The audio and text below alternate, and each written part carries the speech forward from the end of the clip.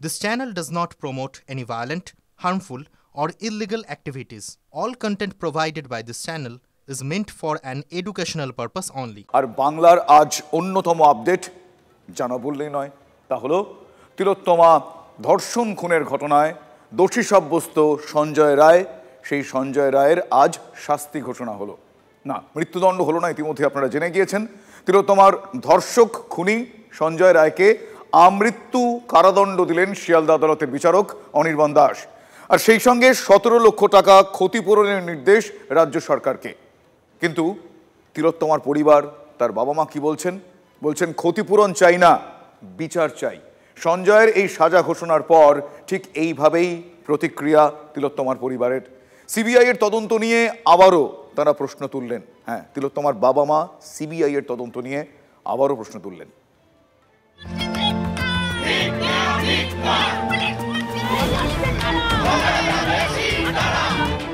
আরজি করে চিকিৎসক পড়ুয়া তিলোত্তমা ধর্ষণ ও খুনের ঘটনায় ফাঁসির সাজা হলো না একমাত্র দোষী হিসাবে সাব্যস্ত সঞ্জয় রায়ের। সে যেভাবে তিলোত্তমাকে ধর্ষণ ও খুন করেছে তাকে বিরলের মধ্যে বিরলতম বলে দাবি করে তার মৃত্যুদণ্ড চেয়েছিল কেন্দ্রীয় তদন্তকারী সংস্থা সিবিআই। কিন্তু সেই যুক্তির সঙ্গে একমত হননি শিয়ালদা দায়রা আদালতের বিচারক অনির্বাণ দাস।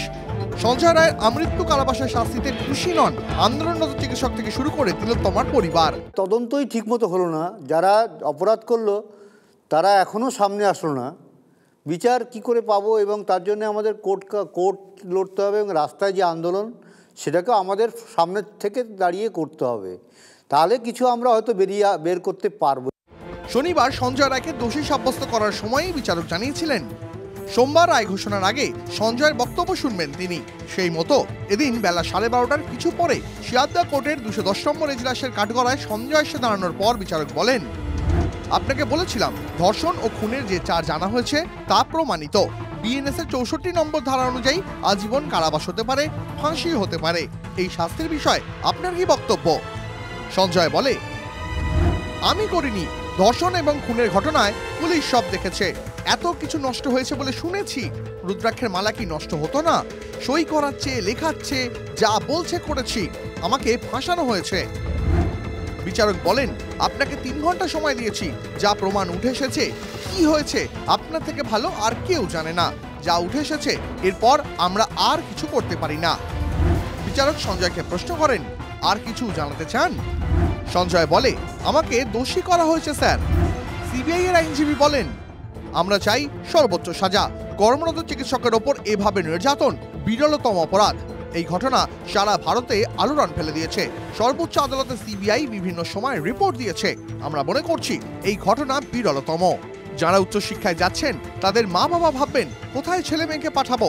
তাই সর্বোচ্চ সাজা প্রয়োজন, যাতে এই সমাজের মনে দাগ কাটে। সঞ্জয়ের আইনজীবী পাল্টা বলেন, সর্বোচ্চ আদালত বলেছে কোন কোন ক্ষেত্রে বিরলতম নয় সেটা দেখতে হবে। যেখানে রিফর্ম করার আর জায়গা নেই সেখানে আদালতকে দেখতে হবে কেন রিফর্ম করার সুযোগ নেই। বিভিন্ন আদালতে মৃত্যুদণ্ড সমালোচিত হয়েছে, বিকল্প শাস্তি দিন, এটাই আবেদন। এরপর তিলোত্তমার আইনজীবী যুক্তি দেন, সঞ্জয় রায় সিভিক ভলেন্টিয়ার ছিল, তাই সর্বোচ্চ সাজা চাই। একাধিক ক্ষেত্রে সর্বোচ্চ আদালতে মৃত্যুদণ্ড হয়েছে। এবার বিচারক বলেন, হ্যাঁ সেটা দেখেছি, বিভিন্ন কারণ হতে পারে, কিন্তু মৃত্যুদণ্ড হয়েছে। সব পক্ষের বক্তব্য শোনার পর সাময়িক বিরতি নেন বিচারক অনির্বাণ দাস। 2:45 এজলাসে ফিরে সঞ্জয় রায়কে আমৃত্যু কারাদণ্ড দেন তিনি। সেই সঙ্গে তিলোত্তমার পরিবারকে মোট 17 লক্ষ টাকা ক্ষতিপূরণ দেওয়ার জন্য নির্দেশ দেন রাজ্য সরকারকে। এর মধ্যে কর্তব্যরত অবস্থায় মৃত্যুর জন্য 10 লক্ষ টাকা এবং কর্তব্যরত অবস্থায় ধর্ষিতা হওয়ার জন্য 7 লক্ষ টাকার ক্ষতিপূরণ। তিলোত্তমার পরিবার জানান তারা ক্ষতিপূরণ চান না। বিচারক বলেন, আমি মনে করি না যেভাবে মৃত্যু হয়েছে তার কোনো ক্ষতিপূরণ হয়। কর্তব্যরত অবস্থায় মৃত্যু হয়েছে নির্যাতিতার। জরিমানা বাবদ রাজ্য সরকারের দায়িত্ব এই ক্ষতিপূরণ দেওয়া। যা মনে হয়েছে বিচার করেছি। শ্রাবন্তী সাহার রিপোর্ট, TV9 বাংলা। সঞ্জয় রায়ের যাবজ্জীবন কারাদণ্ড সেই শাস্তি, কিন্তু এই শাস্তিতে মুখ্যমন্ত্রী মমতা বন্দ্যোপাধ্যায় সন্তুষ্ট হননি। তিনি বলছেন যে এ ধরনের নরপিশাচের চরমতম শাস্তি হওয়া উচিত। সিবিআই ব্যর্থতার অভিযোগ মমতা বন্দ্যোপাধ্যায়ের। আমরা প্রথম দিন থেকে ফাঁসির দাবি করে এসেছিলাম, এবং আজকেও আমরা সেই দাবিতে অটুট আছি। আমরা এটাই বলেছিলাম, আমাদের হাতে কেসটা থাকলে আমরা কিন্তু অনেক দিন আগেই ফাঁসির অর্ডার দিয়ে দিতে পারতাম, ফাঁসির অর্ডার করে দিতে পারতাম। আমি জানি না কিভাবে লড়াই করেছেন, কি করেছেন, কি যুক্তি। আমাদের হাত থেকে তো কেসটা ইচ্ছা করে কেড়ে নিয়ে চলে গেল। আমরা তো বলেছিলাম আমরা যদি করতে না পারি তাহলে আপনারা সিবিআইকে দিন, আমার কোনো আপত্তি নেই। আমরা চাই বিচার হোক, এই নরক বিচারদের চরমতম শাস্তি হওয়া উচিত। আই এম নট স্যাটিসফাইড, কারণ আমি ফাঁসি হলে অন্তত মনকে সান্ত্বনা দিতে পারতাম।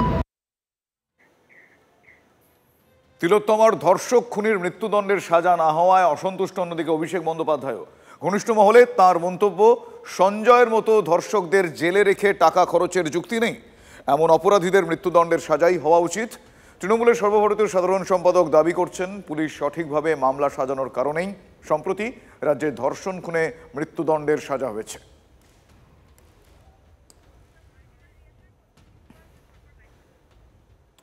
সঞ্জয়ের এই যাবজ্জীবন সাজা নিয়ে অসন্তুষ্ট রাজনৈতিক মহল, রাজনৈতিক ব্যক্তিত্বরা। তারা কিভাবে দেখছেন বিষয়গুলো আসুন পরপর আপনাদের শোনাই।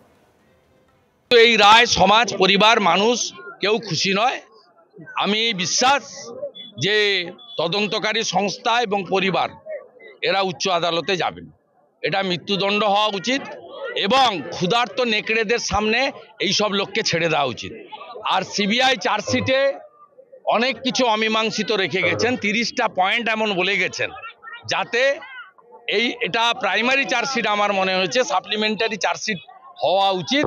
সিবিআই চার্জশিটেই অনেক কিছু বলে গেছে, এভিডেন্স ডিস্ট্রয়ের কথা বলেছে, তাদের তদন্তে নন কোঅপারেশন করার কথা রাজ্য সরকার পুলিশের বলেছেন, এবং বলেছেন এতে একাধিক ব্যক্তি জড়িত থাকার সম্ভাবনা আছে। অতএব সিবিআইয়ের যে 30টা পয়েন্ট চার্জশিটে, এটা বেশ উল্লেখযোগ্য। তাই এটা অমীমাংসিত বিষয়, এটা কোনো জাজমেন্টই নয়। রাজ্য এখন দেখাতে চাইছে সিবিআই ফেল, তার জন্য এই অপরাধীকে ছেড়ে দিয়ে প্রমাণ করাতে পারে যে দেখো সিবিআই পারলো না, আমরা কি করব। কোটি কোটি টাকার খেলা আছে এর পিছনে। পশ্চিমবঙ্গের প্রশাসন, পশ্চিমবঙ্গের সরকার নিজেরাই ব্যাপারে উদাসীন। না তো যে পরিবারের কাছে মুখ্যমন্ত্রী মমতা ব্যানার্জি কুমিরের কান্না কেঁদে সহানুভূতি আদায় করতে গেছিলেন, আজকে সেই পরিবারের পাশে নেই কেন মমতা ব্যানার্জি? ফরেন্সিক বলছি একজনের কাজ এটা নয়, এটা একজনের দ্বারা সম্ভব নয়। বিচার হলো না, রায় হলো। মুখ্যমন্ত্রী যাতে খুশি হন এবং মূল আসামিকে মুখ্যমন্ত্রী ধরে দিয়েছেন, অতএব তার আমৃত্যু কারাদণ্ডের রায় হয়েছে। এটা রায়, বিচার হলো না। সবাই বুঝতে পারছেন অনেকটা কি এড়িয়ে যাওয়া হলো, ধামাচাপা দেওয়া হলো, কাউকে কি বাঁচানোর ব্যবস্থা হলো, কাউকে বাঁচাতে গিয়ে একজনকে কেবলমাত্র ধরা হলো, বাকিরা কোথায়? সেটা না হওয়া পর্যন্ত বিচার হবে না। তিলোত্তমার জন্য বিচার চেয়ে পরিস্থিতির কথা মাথায় রেখে যে সমস্ত চিকিৎসকরা তারা আন্দোলনে নেমেছিলেন, আদালতের রায়ে তারা খুশি হননি। বিচারের প্রথম ধাপ তো বলা যেতে পারে শুধু সঞ্জয় রায়ের ক্ষেত্রে, কিন্তু বাকি ক্রিমিনালরা তো ধরা পড়েনি। তারা যতদিন না সামনে আসছে ততদিন তো প্রথম ধাপও কমপ্লিট নয়। একজন ক্রিমিনালের ট্রায়াল শেষ হয়েছে, এটা বেসিক্যালি এটা পার্শিয়াল ক্লোজার, সেটা যাবজ্জীবন হোক বা ফাঁসি হোক। এবং অভয়ের বাড়ির পক্ষের আইনজীবীর এখনও সুযোগ আছে হাইকোর্ট বা সুপ্রিম কোর্টে যাওয়ার, সেক্ষেত্রে তারা ফাঁসির আবেদন করতেই পারে। আমরা অবশ্যই ফাঁসি চাইব, কিন্তু যাবজ্জীবন দিয়েছে, এটা আমরা তাকে স্বাগত জানাচ্ছি। শাস্তিটা দেওয়া হলো, শাস্তিতে আমরা সন্তুষ্ট নই। তাহলে কি আমরা ফাঁসি হলে সন্তুষ্ট হতাম? আমরা ফাঁসি হলেও সন্তুষ্ট হতাম না। কারণ প্রথমত তো ফাঁসির শাস্তি হিসেবে ফাঁসিটাকে সমর্থন করা উচিত কি উচিত না সেটা আলাদা প্রশ্ন। কিন্তু যেখানে একটা অপরাধের সঙ্গে একাধিক ব্যক্তি জড়িত আছেন, যেখানে অভয়ার হত্যার পেছনে একটা চক্র আছে, ষড়যন্ত্র আছে, যে ষড়যন্ত্রীদের জানেন বিচারক, কারণ সেই ষড়যন্ত্রীদের দুজনকে তিনি বেল দিয়েছেন, তাদেরকে শাস্তি না দিয়ে কেবলমাত্র একজনকে চিহ্নিত করে তাকে সাজা শোনানো আমাদের মনে হয় যে এটা হাস্যকর একটা বিষয়। আজকে এই ঘটনায়, অর্থাৎ আজকে সঞ্জয় রায়ের তার যে শাস্তি, সেই শাস্তির ঘটনার পর বিভিন্ন মহলের বিভিন্ন প্রতিক্রিয়া আপনাদের সামনে আমরা তুলে ধরলাম। কেউ কেউ সন্তুষ্ট, কেউ কেউ বলছেন ভবিষ্যতে আইনি পথ খোলা থাকছে, আবার কেউ কেউ বলছেন যে না, তারা এই রায় ঘোষণা আশা করেননি। এমন অপরাধে ফাঁসি না হলে অপরাধীদের সাহস বাড়বে, আমাদের মেয়েরা মরতেই থাকবে। সঞ্জয়ের যাবজ্জীবন সাজায় এভাবেই ক্ষোভ উগরে দিলেন মাটিগাড়ায় নিহত নাবালিকার মা। শোনাবো আপনাদের কি বলেছেন তিনি। এত বড় কাণ্ড হয়েছে, এটা যাবজ্জীবন না, একে ফাঁসি হইতে লাগছে, তাও সঙ্গে সঙ্গে। এত দিন পর এটা হয়েছে, এখন যাবজ্জীবন মানবে? তিলোত্তমার মা মানবে? আমি তো মানব না। আমার মেয়ের ক্ষেত্রে ফাঁসি বডি হয়েছিল, কিন্তু আজ পর্যন্ত সেইটা হয় না। হাইকোর্টে কি হয়েছে হয় নাই আমরা আজ পর্যন্ত জানতে পারি নাই। ফাঁসি লাগবেই লাগবে। একে প্রত্যেক জনে ফাঁসি না দিলে পরে ওদের আর হৌসলা বাড়তে থাকবে, আমাদের মেয়ে মরতে থাকবে। আমরা মেয়ে জন্ম করার কি কার কাছে মারার জন্য হয় সেটা তো না। কেন মারতে দিব আমরা? এত সস্তা আমাদের মেয়ে সেটা না। আমি চাই হাইকোর্টে আমার কেস তাড়াতাড়ি করতে। হাইকোর্ট না পারলে পরে আমি ডাইরেক্ট সুপ্রিম কোর্ট যাব, নাইলে রাষ্ট্রপতির কাছে যাব। কার কাছে যাইতে লাগে ওইখানে যাব। যখন পর্যন্ত আব্বাসের ফাঁসি লটকাবে না, আমি অতব্দি শান্তিতে থাকবো না। না না, আমি জোটা কাটবই না, ওকে ফাঁসি না হইলে পরে এই যে জোটা। সঞ্জয়ের এই সাজায় বিচার মিলল না, এমনটাই আক্ষেপ গুড়াপের নিহত শিশুর মা বাবার। লড়াই চালিয়ে যান, পাশে আছি, তিলোত্তমার পরিবারের কাছে আর্জি গুড়াপের ওই শিশুর পরিবারের লোকজনের। আমরা আন্দোলন করেছিলাম ওনার বিচারের জন্য, সেই বিচার আজকে পাওয়া গেল না। ডাক্তার দিদির বাবা মাকে বলবো যে আবার আন্দোলন করুন, লড়াইয়ে থাকতে হবে তাদের সাজা দেওয়ার জন্য। আমরা সবাই আগেও পাশে ছিলাম, এখনো পাশে থাকবো। দরকার পড়লে নামতে হবে, যাতে সঠিকভাবে সাজা ও মানে ফাঁসি হয় তার জন্য। এমন জঘন্য অপরাধ, সেই অপরাধে যথাযথ শাস্তি হয়নি। সঞ্জয়ের মৃত্যুদণ্ড হওয়া উচিত ছিল, এমনটাই বলছেন কুলতলির নিহত তরুণীর বাবা। রাজ্য পুলিশ তদন্ত করলে এই সাজা হতো না বলে তিনি দাবি করেছেন। উপযুক্ত শাস্তি হয়নি। কি হলে ভালো হতো? ওর ফাঁসি হলে ভালো হতো, ওর মৃত্যুদণ্ড হলে ভালো হতো। যেভাবে নির্যাতন করে মেয়েটাকে মেরেছে, ওর ফাঁসি হলে ভালো হতো। উপযুক্ত শাস্তি ওর হয়নি। আমার মনে হয় রাজ্য সরকারের আন্ডারে তদন্ত হলে মনে হয় তাড়াতাড়ি কেসটা আগিয়ে নেওয়া যেত, বা বিচার প্রক্রিয়া হয়তো সঠিক হতো, আমার ধারণা এটা। আর এত কিছুর মধ্যে আবারও সেই প্রশ্ন, আবারও সেই ঘটনা, একটার পর একটা ধর্ষণ খুনের ঘটনা, আবারও অভিযোগ। তিলোত্তমার ঘটনার সাজা ঘোষণার দিনই বাসন্তীতে আদিবাসী নাবালিকাকে ধর্ষণ করে খুন করা হয়েছে, অভিযোগ এমনটাই। 12 দিন ধরে নিখোঁজ থাকার পর আজ বিকেলে ওই নাবালিকার দেহ উদ্ধার হয়, বিবস্ত্র অবস্থায় তার দেহ উদ্ধার হয়। স্থানীয় কয়েকজন যুবক ঘটনায় জড়িত এমনটা অভিযোগ তার পরিবারের তরফ থেকে করা হচ্ছে। পুলিশকে ঘিরে বিক্ষোভ দেখাচ্ছেন গ্রামবাসীরা, দেহ আটকে তারা বিক্ষোভ দেখাচ্ছেন। পুলিশের ভূমিকায় তারা ক্ষোভ প্রকাশ করছেন। দীর্ঘ 12 দিন ধরে তাকে খুঁজে পাওয়া যাচ্ছিল না। আজকে তিলোত্তমার ধর্ষণ খুনের ঘটনায় আজ সাজা ঘোষণা হয়। আজকের দিনেও এই ঘটনা ঘটলো। কোনোদিনও এই ঘটনা ঘটুক এমনটা কখনোই কাম্য নয়, কিন্তু এই ঘটনা এড়ানো যাচ্ছে না। তিলোত্তমার ঘটনার সাজা ঘোষণার দিনই বাসন্তীতে আদিবাসী নাবালিকাকে ধর্ষণ করে খুন করা হয়েছে, অভিযোগ উঠল এমনটাই। 12 দিন ধরে নিখোঁজ থাকার পর আজ বিকেলে নাবালিকার বিবস্ত্র দেহ উদ্ধার হয়। পরিবার তরফ থেকে অভিযোগ করা হয়েছে স্থানীয় কয়েকজন যুবক এই ঘটনার সঙ্গে জড়িত থাকলেও থাকতে পারে, পরিবারের তরফ থেকে অভিযোগ করা হচ্ছে। পুলিশকে ঘিরে বিক্ষোভ দেখিয়েছেন গ্রামবাসীরা, দেহ ঘিরে রেখে তারা বিক্ষোভ দেখিয়েছেন। এই ঘটনার তারা বিহিত চাইছেন।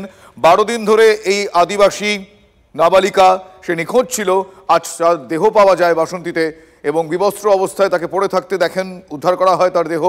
কিন্তু এই ঘটনায় পাড়ার কিছু ছেলে যুক্ত এমনটা অভিযোগ করা হয়েছে সরাসরি এই নাবালিকার পরিবারের তরফ থেকে।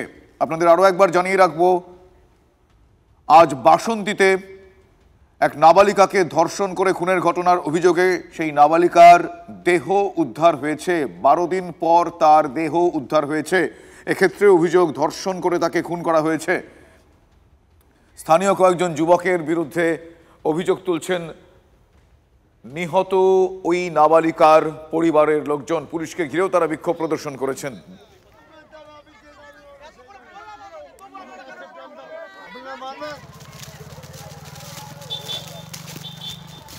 আমার সহকর্মী অভিজ্ঞান এই মুহূর্তে আমার সঙ্গে রয়েছেন। অভিজ্ঞানের কাছ থেকে জানতে চাইবো আর কি কি এই ঘটনায় তার কাছে তথ্য রয়েছে। অভিজ্ঞান, তোকে জানিয়ে কি যে যেহেতু আজকের মাঠেতে ওই ছাত্রীর মৃতদেহটি মাটির মধ্য থেকে উদ্ধার করা হয়েছে, স্বাভাবিক কারণে একদিকে যেমন মানুষের মধ্যে ক্ষোভ রয়েছে, সেই সঙ্গে সঙ্গে এলাকার বাসিন্দারা এবং ওখানকার তৃণমূলের পঞ্চায়েত সদস্য যারা রয়েছেন তারা যেটা দাবি করছেন, অনুমান যেটা করছেন যে ওই ছাত্রীকে ধর্ষণ করে খুন করার পর মাটিতে পুঁতে রাখা হয়েছে। স্বাভাবিক কারণে এই নিয়ে কিন্তু এলাকায় কিন্তু একদিকে যেমন ক্ষোভ সৃষ্টি হয়েছে, পরিবারের দাবি রয়েছে, তারা চাইছেন যে অবিলম্বে দৃষ্টান্তমূলক শাস্তি দেওয়া হোক যারা এই ঘটনায় দোষী। এবং ইতিমধ্যেই তোমাকে বলে রাখি যে এসডিপিও ক্যানিং নেতৃত্বে বিশাল পুলিশ বাহিনী এই মুহূর্তে ওই এলাকায় গিয়েছে এবং যেটা আমরা জানতে পারছি 3 জনকে আটক করা হয়েছে বলে আমরা জানতে পারছি, যদিও সরকারিভাবে পুলিশের পক্ষ থেকে আমাদেরকে কিন্তু তার সেটা কনফার্মেশন করা হয়নি। ধন্যবাদ অভিজ্ঞান।